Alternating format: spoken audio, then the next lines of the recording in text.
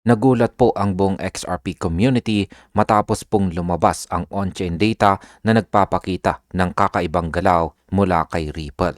Ayon po sa blockchain tracker na Whale Alert, naglabas daw si Ripple ng 1 billion XRP sa magkakahiwalay na transaction.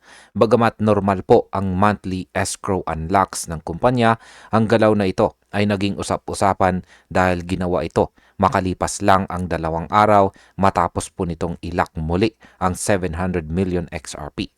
Marami po tuloy ang nagtatanong kung ano ang totoong dahilan sa likod ng desisyong ito. Kaya ayan po ang ating pag-uusapan sa video na ito at simulan po natin sa ating pinakaunang katanungan kung ano po ang nakita ng Whale Alert sa galaw ni Ripple. Ayan, ang sabi po rito tungkol dyan ay according to Whale Alert, Ripple executed 3 separate escrow releases today, totaling 1 billion XRP. The transactions occurred in 3 tranches, 500 million, 300 million, and 200 million XRP respectively. Yan, ayon po sa Whale Alert, tatlong hiwalay na escrow releases ang ginawa ni Ripple ngayong araw. Una ay 500 million XRP, pangalawa ay 300 million at ang pangatlo naman ay 200 million XRP. Lahat ng ito ay may kabuuang halaga na 1 billion XRP. Ang laki ng bilang na ito ay agad na umagaw ng pansin ng mga traders at saka analyst. Ang tanong ng karamihan ngayon ay para saan kaya ang sabay-sabay na paglabas na ito ng tokens. Kaya sa market impact, ang biglaang paglabas ng malaking supply ay kadalasang nagdudulot ng takot sa market dahil pwede pong tumaas ang selling pressure. Ngunit kung ang layunin ay internal liquidity lamang, maaaring manatiling stable ang presyo ng XRP sa short term. Ngayon ay bakit po ba kakaiba ang timing ng galaw na ito? Sabi po rito ay this latest movement follows Ripple's action 2 days earlier when the company relocked 700 million XRP into escrow, a move confirmed on-chain. Such a sequence, locking tokens before initiating a new release, is rare for Ripple and has left market observers speculating about the intent behind the timing. Yan, ano po ang ibig sabihin yan? 2 araw daw bago po ang release na ito, si Ripple ay muling nag-lock ng 700 million XRP pabalik po sa escrow. Kaya nang ilabas naman nito ang 1 billion XRP, marami pong napakakunot noo sa crypto community. Ayon po sa mga analyst, bihira para kay Ripple ang ganitong pattern. Maglalak muna ng malaking halaga tapos magre-release agad pagkatapos. Dahil dito, umusbong po ang tanong kung may espesyal na dahilan sa likod ng ganitong sequence. Sa market impact, ang ganito pong pattern ay maaring magpahiwatig ng strategic treasury management. Kung ganito po ang kaso, posibleng maging neutral ang epekto sa presyo dahil wala pong direktang dumping sa open market. Ngayon ay ano po ang layunin ng escrow system ni Ripple? Sabi dito ay Ripple's escrow system was created to ensure a predictable XRP supply each month. Typically, the company releases 1 billion XRP at the start of every month and relocks any unused portion back into escrow. Ayan, ang escrow system daw po ni Ripple ay nilikha upang mapanatiling predictable ang supply ni XRP kada buwan. Karaniwan naglalabas po si Ripple ng 1 billion XRP sa simula ng buwan at kung may matitira mula rito ay ibinabalik po niya muli sa escrow. Sa ganitong paraan, alam ng market kung gaano po karaming XRP ang pumapasok sa sirkulasyon at naiiwasan ang sobrang volatility. Sa market impact, ang predictable supply ay nagbibigay po ng kumpiyansa sa mga institutional investors dahil mas madaling basahin ang market behavior ng XRP. Ito rin ang dahilan kung bakit madalas nakikita si XRP bilang isang stable utility asset sa cross-border payments.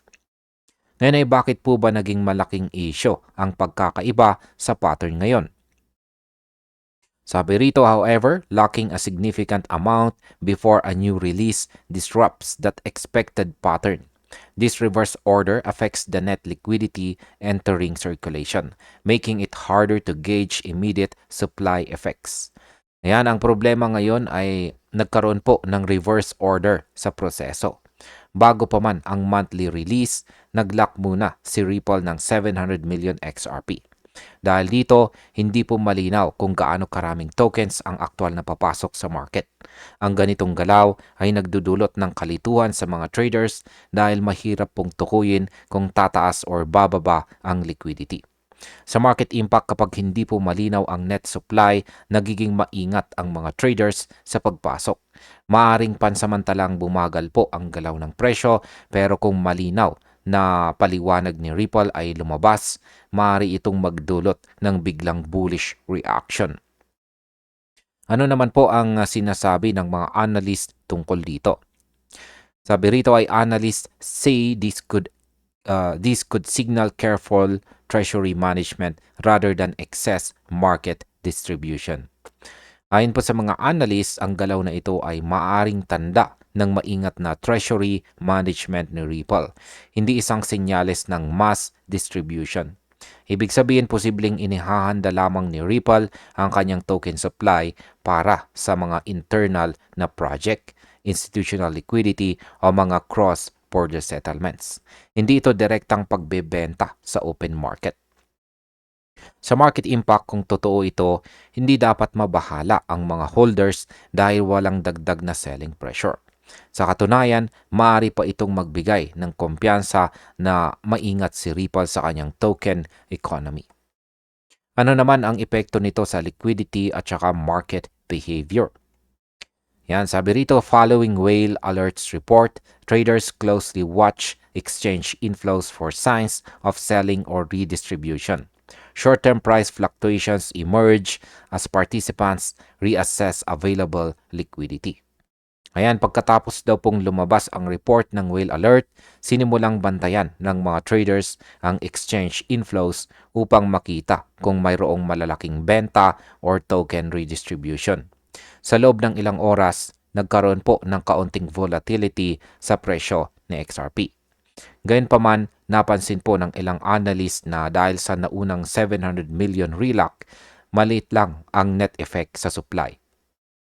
Sa market impact, ang maikling paggalaw ng presyo ay normal. Ngunit dahil balance ang supply, posibleng mag-stabilize po agad sa XRP sa mga susunod na araw. Kapag lumabas na malinaw na ang update mula kay Ripple, pwede pong muling lumakas ang buying sentiment. Ano po ang posibleng dahilan sa likod ng mga transaksyon ito? Sabi po rito ay Ripple has historically used escrow releases for institutional partnerships, liquidity support, and cross-border settlement operations.